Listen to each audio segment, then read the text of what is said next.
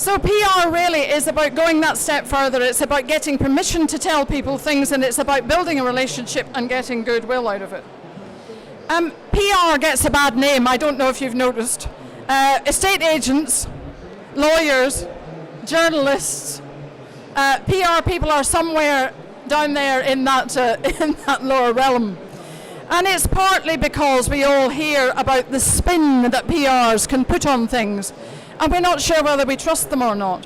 Which is why I come back to this whole point that if you do want to use PR, you've really got to find somebody that you can have a relationship with. Now, I'm not talking an intimate relationship with your PR, but what I am saying is, we often spend more time choosing a deodorant in the supermarket aisle than we do appointing business advisors of any sort.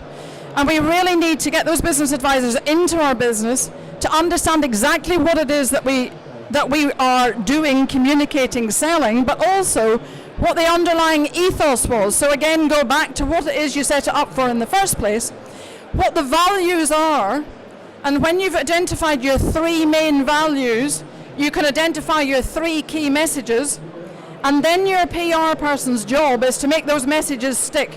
Is to get them in the right place where they are going to be read, listened to, watched by people who are your target audience, and those messages are going to stick.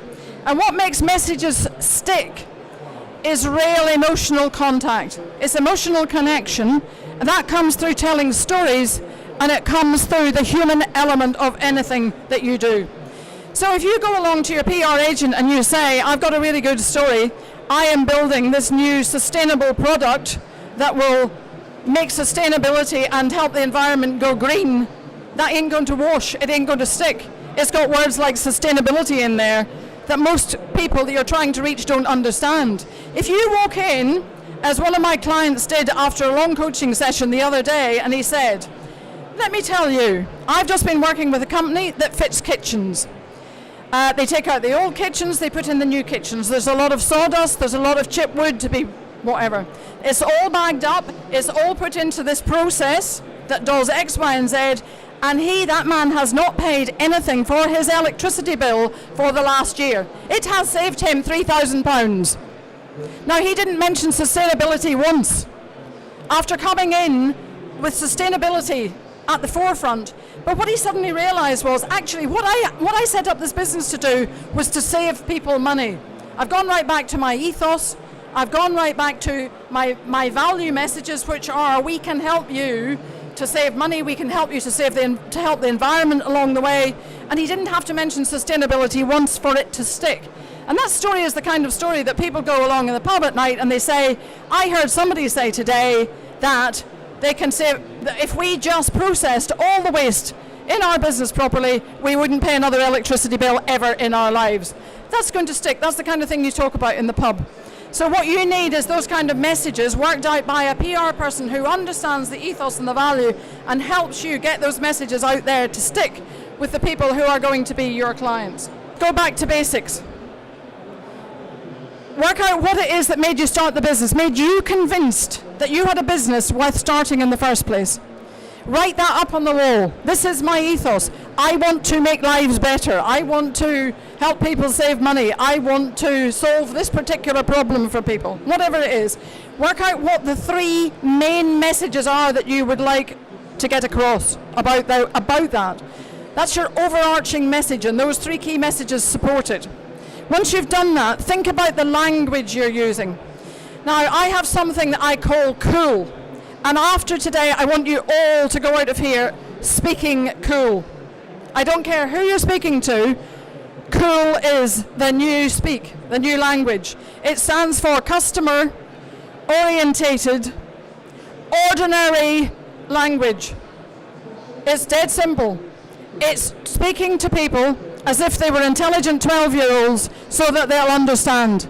They don't want jargon like sustainability. I have what I call my language ladder, and it has rungs like an ordinary ladder. On this side, at the top, you have jargon. No, right down the ladder on this side to ordinary 12-year-old speak. Now, you all know a 12-year-old, so go and try it out on them. 12-year-old, intelligent 12-year-old will understand absolutely any concept if you speak to them in the language they can understand. On the other side of my language ladder, down here, it's dull, it's boring. Up here, it's exciting. Get as far up that ladder as you can get on this side. So it's not just a playground for children, it's an adventure playground where they can do the most amazing things with the most brilliant equipment.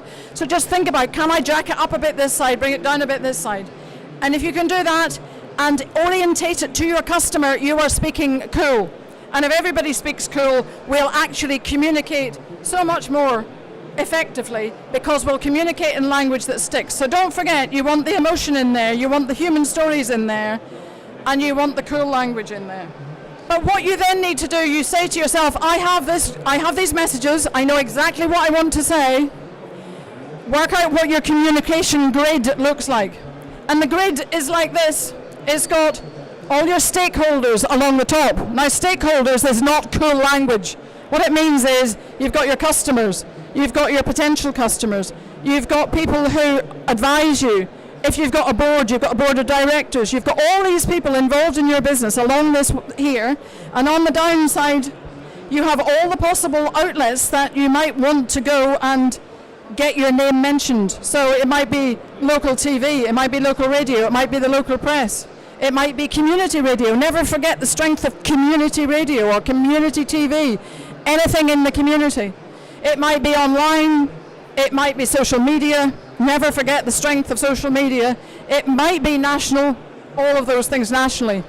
But if you then draw your boxes in your grid and you think, okay, I can reach my clients through local TV, radio and whatever, but not national, then don't target your PR messages at national, target them at local. If there's a tick in the box, then go for it. Don't forget women's magazines, don't forget trade magazines. All of those possible outlets, really put a day's work into identifying who the people you are have to reach, how you might reach them, and working out where the ticks go in the boxes. And once you've done that, then decide, do I need a PR person? Once you've got all of those things in your head and on paper, then you're ready to go and talk to PR people.